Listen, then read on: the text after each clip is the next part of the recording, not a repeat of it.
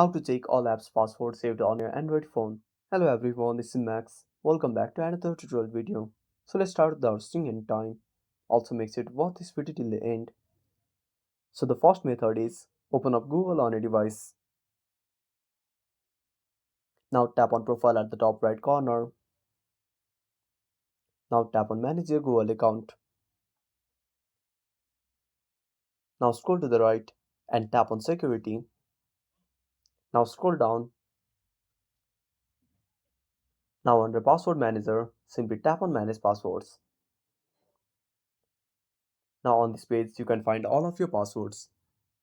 Now simply go back. Now the second method is open up settings on a device. Now scroll down and tap on Google. Now select your Google account and tap on all services. Now scroll down.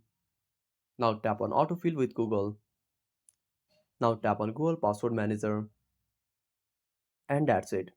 If you want to see the password, simply tap on the application, enter your phone screen password, and that's it. Thanks for watching. Make sure to subscribe our channel and hit the bell icon. See you in the next video.